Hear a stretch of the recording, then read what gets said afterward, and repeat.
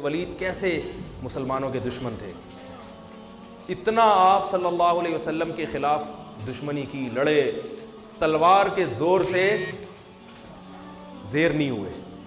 آپ صلی اللہ علیہ وسلم جانتے تھے خالد بن ولید بڑا غیرت والا آدمی ہے، 70 صحابہ کو خالد بن ولید نے قتل کروایا ہے غزوہ احد میں، اسلام دشمنی میں، لیکن آپ صلی اللہ علیہ وسلم کی بصیرت دیکھو، یہ نہیں کہ ان کو بس کسی طرح مار دو، انہوں نے 70 افراد کو شہید کروایا، نہ آپ صلی اللہ علیہ وسلم جانتے تھے غیرت مند ہے تبھی تو لڑ رہا ہے، غیرت کا غلط استعمال میں لڑ رہا ہے، لیکن ان کو یہ کنفیوژن ہے کہ یہ صحیح ہیں اور ہم کیا ہیں، غلط ہیں، یہ سمجھ رہے ہیں ہم نے ان کے باپ دادا کے دین پہ حملہ کیا ہے، حالانکہ اصل ان کے باپ دادا کا دین وہی ہے جو ہم پیش کر رہے ہیں، جہالت ہے، غلطی ہے، کسی طرح ان کو زیر کرو۔ ایسا غیرت مند آدمی اگر ہمیں مل گیا تو کس کے لیے کام کرے گا؟ جو ہمارے مخلص لڑاکا اللہ کے لیے لڑنے والے 70 کو شہید کر سکتا ہے، وہ اسلام دشمن جو اللہ کے لیے نہیں لڑتے ان کا کیا کرے گا؟ تو آپ صلی اللہ علیہ وسلم نے کیسی بہترین تدبیر کی کہ صلح حدیبیہ کے بعد آپ صلی اللہ علیہ وسلم نے جب خالد بن ولید لڑنے کے لیے آ رہے تھے، صلح حدیبیہ ہوئی تو چلے گئے، پیغام بھیجا کہ خالد بن ولید کو جا کے بتاؤ کہ نبی نے پیغام بھیجا ہے کہ تمہارے جیسا سمجھدار اور ذہین آدمی اب تک اس کی سمجھ میں اسلام نہیں آ رہا، یہ بات ہماری سمجھ میں نہیں آ رہی، او کما قال صلی اللہ علیہ وسلم، اتنا ذہین آدمی ہو کہ اسلام نہیں سمجھ میں آ رہا۔ تو خالد بن ولید نے جب یہ سنا اور متاثر ہوئے، انسان اپنی تعریف سن کے خوش ہوتا ہے، عزت دار لوگ جو ہے نا وہ پیشانی سے پکڑ کے گالیاں دے کے نہیں لین پہ آتے ہیں، وہ عزت دار آدمی آپ اس کو اچھے الفاظ سے دین کی طرف بلاؤ گے تو وہ آ جائے۔ قادیانی بھی اگر دین پہ لانا چاہتے ہو نا اور وہ اس میں آپ کو نظر آتا ہے کچھ، تو پھر آپ سے اس کو بہت محبت سے بات کرنی پڑے گی، یہ نہیں جا کے ایک صاحب گئے نا ایک قادیانی کو دعوت دینے کے لیے، کتے جیسی تیری شکل ہے، اس طرح کی بات مجھے اچھا نہیں لگ رہا ممبر پہ بات کرنا، کتے تو تبلیغ کرنے جا رہا ہے، کیا کرنے جا رہا ہے بھائی، وہ آئے گا تو خالد بن ولید کا دل کیا ہو گیا، بہت کرو، تلوار سے نہیں، آرام سے، لڑائی سے ہم زیر، اس کا مطلب بزدل ہم ڈر گئے، نہ آرام سے۔ خالد بن ولید آئے اور اسلام قبول کیا، اور پھر آپ صلی اللہ علیہ وسلم نے کہاں بھیجا ان کو؟ غزوہ موتا میں۔ 3000 کی لڑائی 3 لاکھ سے تھی تقریباً، مجھے پورے اعداد ابھی یاد نہیں ہیں، اور آپ صلی اللہ علیہ وسلم نے ان کو کمانڈر بنا کے نہیں، عام فوجی بنا کے بھیجا۔ 3 صحابہ کو، جن میں جعفر طیار بھی تھے جو نجاشی کے سامنے تقریر کر کے آئے تھے، وہ میں بھی جلدی سے مکمل کر کے بیان ختم کرتا ہوں، ان میں حضرت جعفر طیار وہ بھی تھے، 2 صحابی اور تھے جن میں آپ صلی اللہ علیہ وسلم کے منہ بولے بیٹے زید ابن حارثہ، جو انتہائی چہیتے حب رسول اللہ، جب کوئی سفارش کرنی ہوتی تھی نا کسی نے، تو حضرت زید ابن حارثہ کو جا کے لوگ بتاتے تھے کہ نبی ان کی بات کو مسترد نہیں کریں گے۔ ایسے چہیتے کو آپ صلی اللہ علیہ وسلم نے میدان جنگ میں بھیج دیا کہ بھئی رومی حملہ کر رہے ہیں، 3 لاکھ کا لشکر ہے، اتنے چہیتے کو بھیجا آپ صلی اللہ علیہ وسلم نے، یہ آپ کی بھی قربانی تھی۔ جھوٹا نبی ہوتا کہتا ہے ابے بھائی اپنے کو یہاں رکھو، ٹھیک ہے، کوئی جھوٹا نبی ہوتا ہے نا کیا کہتا ہے، ابے ان کو تو نہیں، وہ ادھر بھیجو۔ تبھی آپ دیکھ لیں آج کل جو سیٹ اپ چل رہا ہے نا، چھوڑو ابھی میں زیادہ آگے نہیں جاؤں گا، آج کل جو عجیب سا سیٹ اپ چل رہا ہے، اپنے یہاں دوسرے وہاں، تو ایسا سیٹ اپ چل رہا ہے آج کل۔ تو نبی صلی اللہ علیہ وسلم نے زید ابن حارثہ کو بھیجا اور جعفر طیار کو، دوسرے عبداللہ ابن رواحہ تھے یا کیا نام تھا ان کا، ایسے مجھے ذہن سے نکل رہا ہے، تو وہ جی عبداللہ ابن رواحہ رضی اللہ عنہ۔ آپ صلی اللہ علیہ وسلم نے فرمایا ان میں اگر یہ ایک شہید ہو جائیں تو یہ امیر ہیں، یہ شہید ہو جائیں تو یہ امیر، اور مسجد نبی میں آپ صلی اللہ علیہ وسلم بیٹھ گئے۔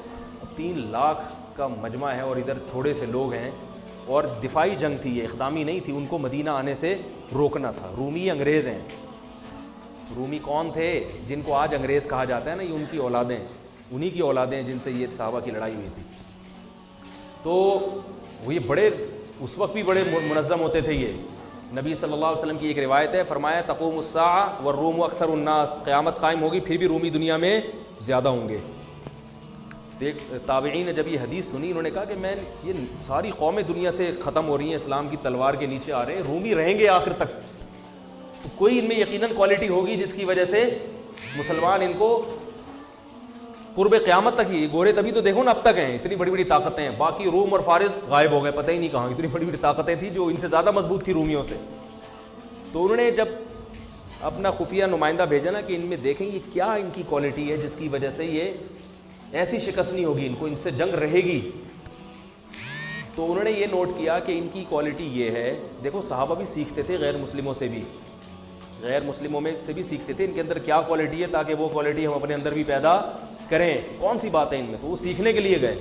تو جا کے دیکھا تو انہوں نے رپورٹ جو بنائی، جو رپورٹ پیش کی وہ یہ تھی کہ ان کو جب شکست ہو جاتی ہے تو یہ دوبارہ لڑائی اس وقت تک نہیں لڑتے جب تک اس شکست کے اسباب پہ غور کر کے اس سبب کو دور نہ کریں. وہ غلطی دوبارہ نہیں دہراتے یہ. اب دیکھو امریکہ افغانستان میں آیا، رشیا والا اسٹائل نہیں ہے امریکہ کا، اس لیے کہ اس کو پتا تھا کہ رشیا جس اسٹائل میں آیا تھا طاقت اور قوت کے بلبوتے پر زمین پہ فوج اتار کے پٹھانوں سے پنگا لے لیا اس نے، ہے بھائی، اور پٹ کے واپس جا رہے. اب ہم لوگ تو مسلمان ہیں نا، صحابہ کے طرز پہ تو ہم چل نہیں رہے، ہم تو وہی غلطی بار بار دہراتے رہیں گے، کرتے رہیں گے. ایک دفعہ وہ پٹ کے آیا، اب جاؤ تم بھی پٹ کے آ جاؤ. ہم تو یہ کرتے رہتے ہیں. ہمارے یہاں کوئی ایسا نہیں ہے کہ بیٹھ کے غور کرو بھائی یہ کیوں ہوا، ملک میں یہ نقصان کیوں ہوا، آئندہ نہ ہو لہذا اس کی تلافی ہو. جیسے بھی قادیانیوں کا جو بل پاس ہو گیا ایک دم سے قادیانیوں کی حمایت میں، تو اس پہ غور ہونا چاہیے یہ ہوا کہاں سے ہے، اس پہ تسلی سے غور ہو کے پھر وہ لوگ سامنے آ جاتے، پھر آئندہ کے لیے ایسا نہ ہو. ان سب چیزوں پہ غور ہونا چاہیے. تو میں یہ عرض کر رہا تھا کہ خالد ابن ولید رضی اللہ تعالی، وہ جو تینوں شہید ہو گئے اور ایسی جنگ لڑی ہے انہوں نے. عبداللہ ابن رواحہ نے فرمایا، گوشت کھا رہے تھے انہوں نے چھوڑ دیا، انہوں نے فرمایا کہ زمانہ بہت طویل ہے، دیکھ لیا نا نہیں ٹک سکتے، ان کے سامنے لڑائی لازمی ہے. تو ایک صحابی نے تو اپنی بیوی کو طلاقیں دے دی وہاں کھڑے ہو کر. انہوں نے کہا بیوی یاد آ رہی ہے جس کی وجہ سے میں جنگ میں لڑ نہیں پا رہا، اس کو طلاق دی تاکہ اب نہ بچوں کی فکر نہ بیوی کی فکر. اب کیونکہ لڑائی اتنی سخت تھی، ظاہر ہے کوئی ریشو نہیں بنتا نا، اتنے بڑے لشکر کو بھگانے کا کوئی تناسب ہی نہیں بنتا نا، کوئی جنگ کا کوئی کچھ تو ہو. تو اب تو ظاہر ہے صرف جذبہ ہی ہے اور بھرپور لڑائی ہے موت کی. تو وہ موت کی نیت سے تلوار لے کر کود پڑے. یہ ہیں صحابہ جن کو رافضی لوگ گالیاں دیتے ہیں، جن کو برا بھلا کہتے ہیں. تو تلوار لے کر میدان جنگ میں کود پڑے اور شہید ہو گئے. ان کو چانس ہی نہیں تھا. تینوں جب شہید ہو گئے ہیں تو لوگ پریشان ہوئے کہ اب کس کو کمانڈر بنائے. تو لوگوں کی نظر آئی خالد بن ولید پر کہ یہ میدان ہے، یہ 70 انہوں نے وہاں اتنی زبردست جنگ لڑی تھی تو یہاں بھی لڑ سکتے. اور آپ صلی اللہ علیہ وسلم مسجد نبی میں بیٹھ کر صحابہ کو یہ پورا واقعہ سنا رہے ہیں. اللہ نے بطور معجزہ آپ کے سامنے پورا وہ جنگ کا واقعہ آپ کے سامنے رکھ دیا. آپ صلی اللہ علیہ وسلم نے فرمایا عبداللہ ابن رواحہ شہید ہو گئے، حالانکہ بہت دور تھا یہ مدینہ سے، اور آپ صلی اللہ علیہ وسلم کی آنکھوں سے آنسو جھڑے. یہ معجزے کے طور پر آپ نے بتایا. پھر آپ نے فرمایا کہ جعفر طیار شہید ہو گئے، وہ بھی شہید ہو گئے.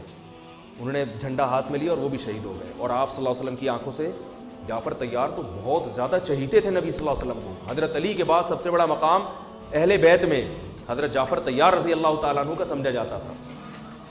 تو آپ صلی اللہ علیہ وسلم نے صحابی کو خبر دی کہ جاؤ ان کی 4 بیویاں ہیں، ان کو جا کے اطلاع دو کہ وہ شہید ہو گئے ہیں. پھر ان کے بچوں کے سر پہ ان کے چھوٹے چھوٹے یتیم بچے تھے حضرت جعفر طیار کے، ان کے سر پہ آپ صلی اللہ علیہ وسلم نے پیار کیا.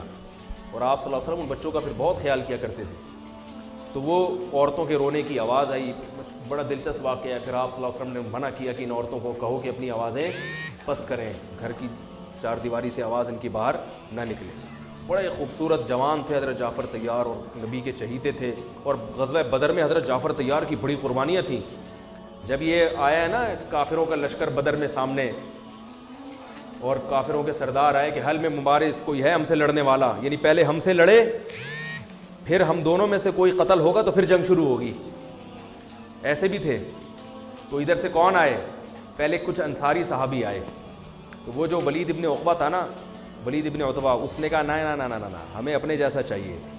ہمیں کیسا چاہیے؟ قریشی سردار ہونا چاہیے جو میرے مقابلے میں آئے، پھر لڑائی کا مزہ آئے. یہ وہ بہادری ہے جو کس میں تھی؟ بولو نا بھائی، عربوں میں. تو ادھر سے پھر حضرت علی آئے، حضرت جعفر طیار آئے، حضرت حمزہ آئے. ادھر سے بھی 3 آدمیاں، ادھر سے بھی 3. تو اس نے کہا نام اکفاؤنا، ہاں یہ ہیں ہماری قوم کے، ہمارے جیسے شیر ہیں، بہادر ہیں، لڑنا جانتے ہیں، ان سے لڑائی میں مزہ آئے گا. اور پٹ گئے تینوں. تینوں کیا ہو گئے؟ تو ادھر سے حضرت جعفر طیار جب آئے نا تو یہ تو بہادری کی بات ہے نا بھائی. ادھر 313 ادھر 1000، اور لڑائی ایسے شروع ہو رہی ہے کہ دونوں میں سے جب تک ایک زندہ ہے لڑائی شروع نہیں ہوگی. اور اس میں کتنا 50% چانس ہے نا اپنے شہید ہونے کا, اور سامنے سے بھی پتہ ہے کہ بہادر ترین آدمی آیا ہے. کمزور ہو تو آدمی کہتا ہے میں جاؤں یار, میں بسم اللہ کروں, بلکہ اس میں بھی نہیں جائے گا, وہ کیا یار پٹ پٹا ہی نہ جاؤں میں. تو ایسے صحابی تھے جعفر طیار, اور وہ غزوہ موتا میں نبی کے کیسے چچا زاد بھائی شہید ہو گئے. تو آپ صلی اللہ علیہ وسلم کی آنکھوں سے آنسو بہہ رہے ہیں, اور آپ نے فرمایا کہ وہ بھی شہید. پھر آپ کے جو چہیتے, حب رسول اللہ, نبی کے چہیتے, حب کا ترجمہ اردو میں کیا ہوگا؟ چہیتا. کہتے ہیں نا بڑا چہیتا ہے, لاڈلا ہے, نبی کے لاڈلے, جن کو آپ صلی اللہ علیہ وسلم نے لے کے کئی سال پالا ہے, اتنی محبت دی کہ جب ان کے اصل باپ دادا آئے نا ان کو لے جانے کے لیے, تو انہوں نے کہا نہیں نہیں میں نہیں جاتا, میں ادھر ہی رہوں گا. اتنی محبت ہو گئی تھی. اطلاع آئی کہ وہ بھی شہید ہو گئے.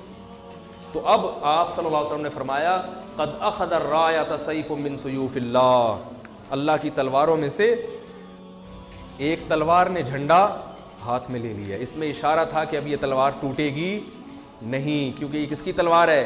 اللہ کی. اسی وجہ سے کہا جاتا ہے کہ خالد ابن ولید, حضرت خالد ابن ولید خود بتاتے ہیں کہ میں گھمسان کی جنگوں میں لڑا ہوں شہادت حاصل کرنے کے لیے, مگر کس پر میری موت واقع ہو رہی ہے؟ بستر پہ رو رہے تھے. فرمایا کوئی ایسی جگہ میں نے چھوڑی نہیں ہے جہاں مجھے شہادت نظر آئی ہو اور میں گھسا نہ ہوں اس میں لڑتے ہوئے, مگر موت کہاں آ رہی ہے؟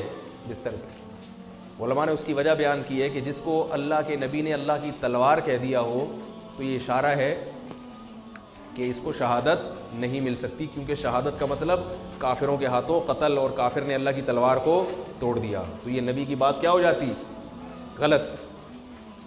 تو حضرت جعفر طیار حضرت خالد ابن ولید فرماتے ہیں کہ ہم نے صبح سے لے کے رات تک لڑائیاں لڑتے رہے ہیں, صبح سے لے کے. اس لیے کہتا ہوں اللہ کے بندوں کچھ ایکسرسائز کیا کرو, خدا کے بندوں. صحابہ کتنا اسٹیمنا چاہیے. میں یہ نہیں کہہ رہا تلواریں چلانے کے لیے ایکسرسائز کریں, پھٹنے کے لیے کریں, اس کے لیے آرمی ہے, فوج ہے. جہاد کرنا ہے, جنگ لڑنی ہے, کس کو جوائن کرو؟ آرمی کو جوائن کرو, ملک کی حفاظت کرو. اپنے ہی لوگوں پہ جا کے پھٹ جانا یہ جہاد بولو نا بھائی نہیں ہے. لیکن یہ تو پتہ چلتا ہے نا کہ جب ملک کو ضرورت ہوئی, جب دین کو ضرورت ہوئی لڑنے کے لیے, مذہب کو ضرورت ہوئی لڑنے کے لیے, تو لڑنے کے لیے کچھ گدے پہ بیٹھ کے لڑائی سیکھو گے کیا؟ اور صحابہ کا اسٹیمنا کتنا تھا. صبح حضرت خالد بن الولید تلوار کتنی بھاری ہوتی کہ آپ اٹھا کے دیکھیں, وہ جو تلواریں تھیں وہ یہ قصائیوں کی چھریاں نہیں ہوتی تھیں, اتنی بھاری بھرکم تلواریں. فرماتے ہیں صبح فجر سے لے کے رات مغرب تک ہم تلواریں چلاتے رہے, اور میرے ہاتھ میں 9 تلواریں ٹوٹی ہیں, 9 تلواریں.